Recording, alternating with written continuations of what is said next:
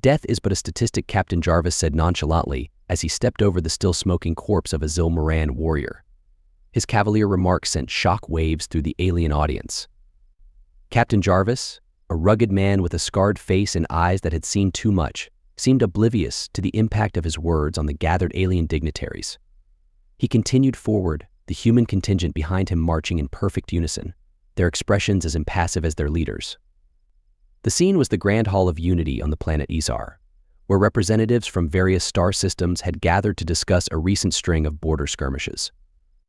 The Shilmorans, a proud and warlike race, had been particularly vocal in their opposition to human expansion into what they considered their territory.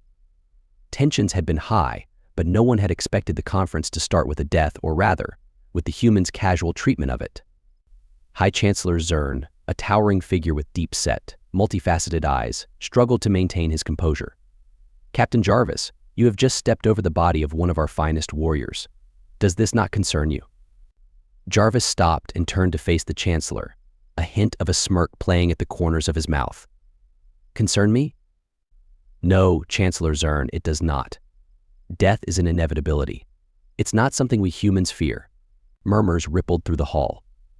The various alien species exchanged glances, their different forms of communication whispers, pheromone releases, and light flashes blending into a cacophony of shock and confusion. One particularly agitated voice cut through the din. General Krill, a Sharon with a fierce reputation and a physique that seemed more weapon than body, stepped forward. His spiked exoskeleton gleamed under the hall's lights, and his mandibles clicked angrily. Humans may not fear death, but they should respect it. You cannot simply dismiss the loss of life so lightly. Jarvis met the general's glare without flinching. Respect, perhaps. Fear, never. You see, General, humans have a peculiar relationship with death. We don't seek it out, but we don't let it dictate our actions either. We understand it's a part of life, something that comes for everyone, and we have learned to live with that knowledge. The general's mandibles opened and closed rapidly, a sign of deep agitation. You speak as if you are above it all, as if your lives are less precious than ours. Jarvis's smirk grew into a full grin. Not less precious, General, just less fragile. At this, the hall erupted into a full-blown uproar. The idea that humans did not fear death was not only alien but deeply disturbing to most of the species present.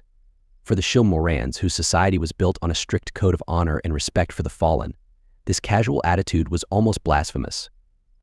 The High Chancellor raised a hand, calling for order. Slowly the noise died down, but the tension in the room was palpable. "Captain Jarvis, perhaps you would enlighten us further. How is it that humans can face death without fear?" Jarvis's face turned serious. "It's a long story, Chancellor, rooted in our history and evolution. But the short version is this: humans are survivors. We've faced extinction countless times through war, disease, natural disasters, and we've come out stronger each time. We've learned that fear of death only hinders us, makes us weak. So, we embrace it, not as an end, but as a part of the journey." A thin, wiry figure with grayish skin and elongated limbs, representing the Zori, a species known for their philosophical wisdom, interjected. "But without fear of death, how do you value life? How do you find meaning?" Jarvis nodded thoughtfully. "That's a fair question. We value life because it's fleeting. Each moment is precious because it could be our last. This drives us to achieve, to explore, to push boundaries.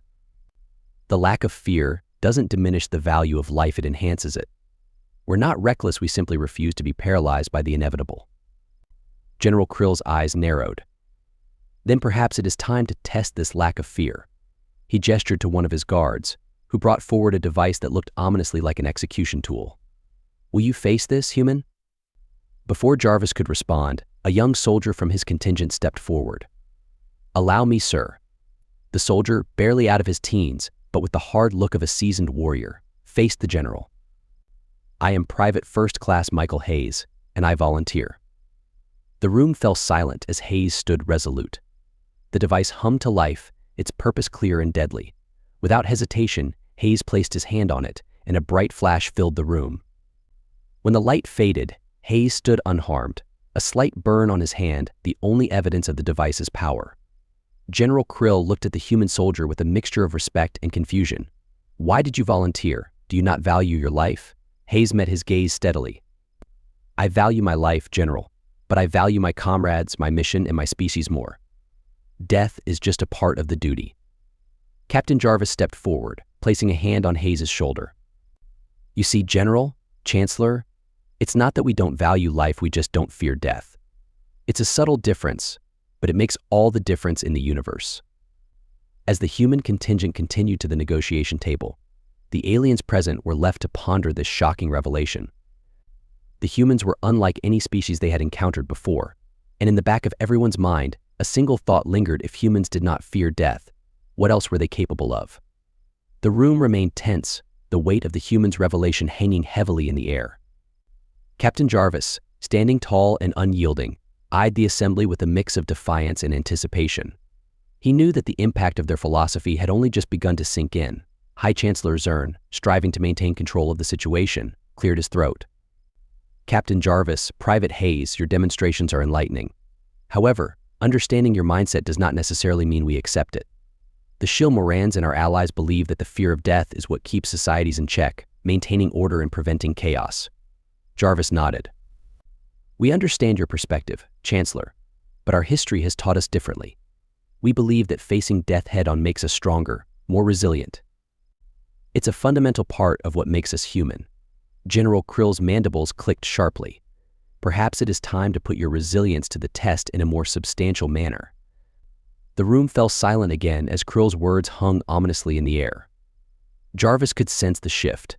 The negotiations were veering away from diplomacy and towards a potential conflict. He had expected this. Humans, with their unpredictable and tenacious nature, were often met with resistance and hostility from other species. We are always ready to prove ourselves, General Jarvis replied evenly. But understand this: we do not seek unnecessary conflict. Our aim is not conquest but survival and growth. If a test is what you demand, then a test you shall have, but it will not be on your terms alone. Zern raised a placating hand. Let us not be hasty. We are here to find a solution, not to escalate tensions. However, if it is a demonstration of human resilience that you seek, General, we must agree on the parameters. The Grand Hall's atmosphere grew more electric with each passing moment. Delegates from other species whispered among themselves, their curiosity piqued by the impending challenge. The Shilmorans, with their warrior culture, seemed eager to see the humans tested in a more comprehensive manner. We propose a series of trials, General Krill declared. 3 challenges that will test not just your lack of fear but your skill, endurance, and determination. If you succeed, perhaps we will reconsider our stance on your expansion. If you fail, you will leave our territories and never return.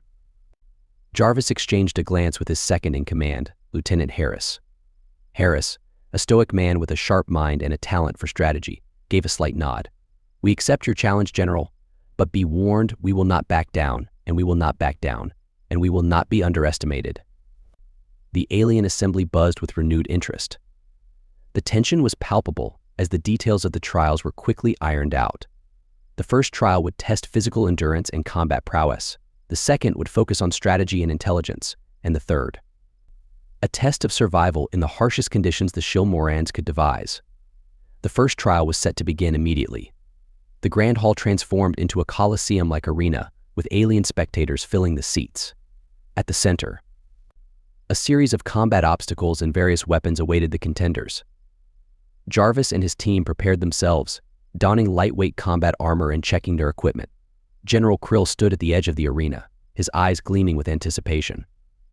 The first trial will test your combat skills against some of our finest warriors. You must defeat them to proceed. Jarvis nodded, stepping into the arena with Hayes and Harris flanking him. The Shill warriors, towering and imposing with their exoskeletal armor and deadly weapons, entered from the opposite side. The tension was thick, the crowd silent with anticipation. A horn sounded, and the trial began. The Shilmorans charged with a ferocity that would have broken the resolve of most species, but the humans stood their ground. Hayes, quick and agile, dodged the first blow and countered with precision, his combat knife finding a gap in the Shilmorans' armor. Harris, methodical and strategic, used the environment to his advantage, disarming and disabling his opponents with calculated efficiency. Jarvis faced off against General Krill himself. The 2 warriors circled each other, their movements a dance of death. Krill's strikes were powerful, each blow capable of crushing bone, but Jarvis was faster. He parried, dodged, and struck with surgical precision. The crowd watched in stunned silence as Jarvis disarmed Krill and forced him to yield. The horn sounded again, signaling the end of the first trial. The humans had won, their resilience and combat skills undeniable. But the victory was met with a cold, calculating gaze from the Sharon leaders. This was only the beginning. As the humans regrouped, tending to minor injuries and preparing for the next challenge, the mood in the arena shifted. The alien spectators, once filled with skepticism and disdain, now watched with a mixture of respect and wariness. The humans had proven their mettle, but the real test was yet to come. Lieutenant Harris approached Jarvis, his expression grim. The next trial will be tougher. They're going to test our intellect and strategy. We need to be ready for anything. Jarvis nodded. We've come this far. We'll show them what it means to be human. As the preparations for the second trial began, the humans steeled themselves for the challenges ahead. They knew that the road to proving their worth was fraught with danger and uncertainty, but they also knew that they would face it together, unyielding and unafraid. The arena buzzed with anticipation as the humans prepared for the second trial. The first test had demonstrated their physical prowess and fearlessness in combat. But now their intellect and strategic acumen were to be scrutinized. Captain Jarvis and his team gathered in their designated area, eyes scanning the surroundings for any clues about the upcoming challenge. High Chancellor Zern's voice echoed through the arena. The second trial is a test of intelligence and strategy. You will face a series of puzzles and tactical scenarios designed to test your problem-solving abilities and strategic thinking. Success in this trial will require not just brute strength but cunning and ingenuity. Jarvis exchanged a glance with Harris and Hayes. They knew this trial would be different, but they also knew their strengths. Humans had always been adaptable, able to think on their feet and devise creative solutions under pressure. The first puzzle was a labyrinth, a complex maze with shifting walls and hidden traps. The goal was to navigate through it and retrieve a key hidden at its center. The maze was known for confounding even the brightest minds among the alien species, and its shifting nature added an element of unpredictability. Stay close and keep moving, Jarvis instructed. We need to find the key quickly before the maze changes again. They entered the maze, their movements synchronized and efficient. Harris took point, his analytical mind working quickly to map out potential paths. Hayes watched for traps, his keen eyes catching signs of danger. Jarvis led with confidence, guiding his team with a steady hand. Minutes turned into what felt like hours as they navigated the twisting corridors. The walls shifted periodically, forcing them to backtrack and find new routes. But their persistence paid off. Harris's quick thinking and Jarvis's leadership brought them to the center, where Hayes retrieved the key just as the maze began to change again. With the key in hand, they exited the maze to a round of applause from the audience. The humans had passed the first part of the second trial, but they knew the real challenge was yet to come. The next scenario was a tactical simulation, a holographic battlefield where they were to lead a small unit against a superior force. The objective was not just to survive but to achieve a decisive victory using strategy and cunning. The Shil-Morans had designed the simulation to be nearly impossible, intending to expose any weaknesses in the human approach. Jarvis studied the holographic map, noting the enemy positions and terrain. We'll use guerrilla tactics, hit and run, ambushes, and misinformation. We can't beat them head-on, but we can outthink them. They divided their forces, setting up ambush points and decoys. The simulation began, and the humans executed their plan with precision. Hayes led a feint, drawing the enemy into a trap where Harris and his unit were waiting. The ambush was swift and effective, taking out a significant portion of the enemy forces. Jarvis coordinated their movements, adapting the plan as the battle unfolded. The holographic enemies were relentless, but the humans' adaptability and ingenuity turned the tide. They used the terrain to their advantage, setting traps and luring the enemy into disadvantageous positions. As the final enemy unit fell, the simulation ended, and the arena erupted in cheers. The humans had once again demonstrated their resilience and strategic brilliance. They had passed the second trial, but the hardest part was still ahead. The final trial was a test of survival. The Shil-Morans had chosen a harsh, uninhabitable environment and abandoned mining colony on a barren moon. The goal was simple: survive for 24 hours with limited supplies and constant hazards. The humans were transported to the moon's surface, their surroundings desolate and unforgiving. The air was thin, the temperature extreme, and the landscape dotted with crumbling structures and dangerous wildlife. It was a place where only the strongest could endure. "We need to find shelter and secure a source of water," Jarvis said, his voice steady. "Stay alert and stay together." They moved quickly, scavenging for supplies and avoiding the local predators. Harris found an abandoned building that provided some shelter, while Hayes rigged a rudimentary water filtration system using scavenged parts. Jarvis kept watch, his senses honed by years of survival training. Hours passed, each one testing their limits. They faced constant threats: roving predators, environmental hazards, and the oppressive isolation, but they never wavered. Their training and their bond as a team kept them focused and determined. As the 24-hour mark approached, they were exhausted but alive. They had proven their ability to survive in even the harshest conditions. When the transport arrived to take them back to the arena, they were greeted with awe and respect. The humans had passed all 3 trials, their resilience and fearlessness undeniable. Back in the Grand Hall of Unity, High Chancellor Zern addressed the assembly. "The humans have demonstrated their strength, intelligence, and resilience. They have passed our trials, showing us that they are indeed a force to be reckoned with. However, this does not change our stance on their expansion. We remain opposed and will defend our territories if necessary." General Krill stepped forward, his expression unreadable. "Captain Jarvis, you and your men have earned my respect. But know this: our differences remain. There will be no peace between us, only an uneasy truce. We will meet again, perhaps on the battlefield, and we will see who truly has no fear of death." Jarvis met Krill's gaze, his own eyes filled with steely resolve. "We understand, General, and we will be ready." As the humans departed, the tension in the hall was palpable. The trials had proven their capabilities, but they had also solidified the alien resolve against them. The road ahead would be fraught with conflict, but the humans were prepared to face whatever challenges came their way, unafraid and unyielding.